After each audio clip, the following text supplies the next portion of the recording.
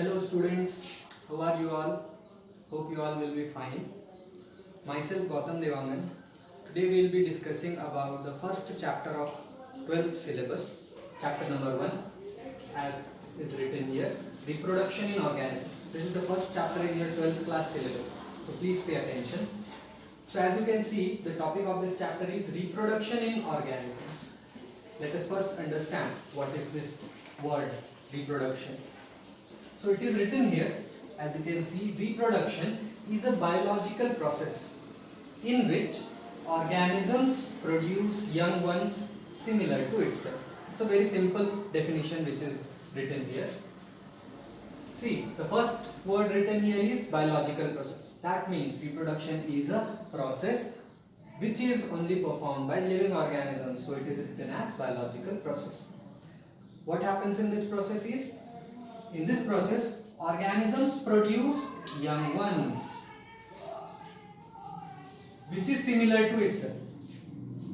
Is it clear? And also, you can see this reproduction means to produce new individuals of same kind. It means that organisms give rise to new organisms which are exactly similar to them. For example, let us see one example. Now, for example, a cat. It gives birth to a kitten, and that kitten is exactly similar to that as a cat. So what is this process? It is nothing but reproduction. Reproduction is very much important for the continuity of life. Continuity of life means if a species wants to continue its existence on earth, what it has to do? It has to increase its numbers. And how can it do? How can it perform this? Just by performing reproduction. Now coming to the next part of our topic, that is types of reproduction. Basically there are two important types of reproduction. One is asexual reproduction and sexual reproduction. There is one basic difference between them. In asexual reproduction, there is only a single parent which gives rise to young ones. That means in asexual reproduction, only one single parent gives rise to a new individual, whereas in sexual reproduction, two parents give rise to the young ones. Sexual reproduction will be dealt in the next chapter. Next, let us start with asexual reproduction. The sum of the points related to asexual reproduction are: it takes place in microorganisms such as protozoans, algae, etc. Microorganisms in the sense bacteria, fungi. Such microorganisms undergo asexual reproduction. And higher organisms, all the higher organisms, or you can say multicellular organisms, undergo sexual reproduction. Next is asexual reproduction is monoparental. As it is said earlier, monoparental, single parent only is needed. So it is written here monoparental.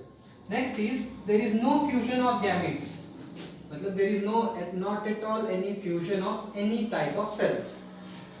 Then asexual reproduction takes place only by cell division. Now this is one of the most important points which you have to keep in mind in asexual reproduction. That is, it takes place only by cell division.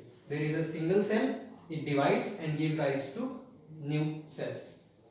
Then offsprings are identical to the parents.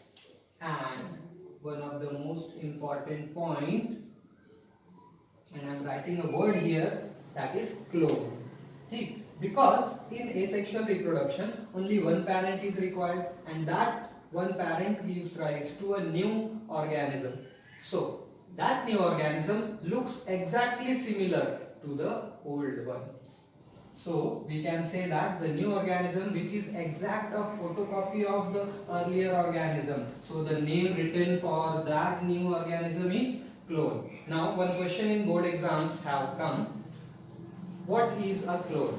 For 1 mark. So you have to remember this word, clone. And lastly, large number of young ones are produced in asexual mode of reproduction. Then asexual reproduction has got 6 different types. First type is by fission, second is by budding, third is by plasmotomy, fourth is by gemune formation, fifth is by fragmentation, and sixth type is spore formation. So these all 6 types will be dealt in the next video.